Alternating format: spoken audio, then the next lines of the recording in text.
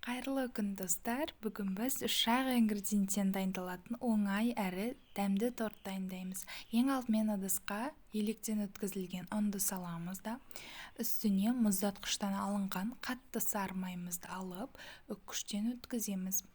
Біздің майымыз міндетті түрде қатты болуы керек. Енді үккіштен өткізілген май мен ұнды қолымызбен араластыра отырып ұнтақ жасаймыз. Бізде осындай ұнтақ пайда болғанда үстіне қантты салып, жақсылап араластырып аламыз.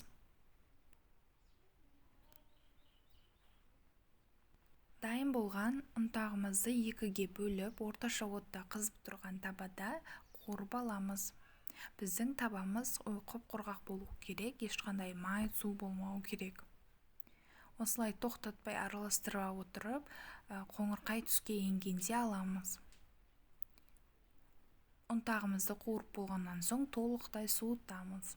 Енді тортымызды жинаймыз. Астына қуырылған ұнтақты саламыз, сосын крем, ұнтақ, крем солай кете береміз.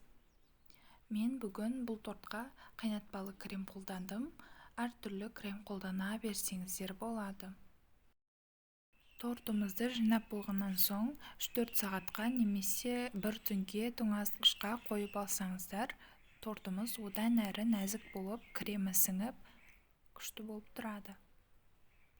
Біздің тортымыз осылай оп-оңай дайындалады. Міндетті түрде дайындап көріңіздер. Тортымызды қалауымызша әсемдеп, шаймен іше береміз. Торттың дәмі ерекше дәмді болып шығады. Жасап көруге кеңес беремін. Сіздермен болған Раушан.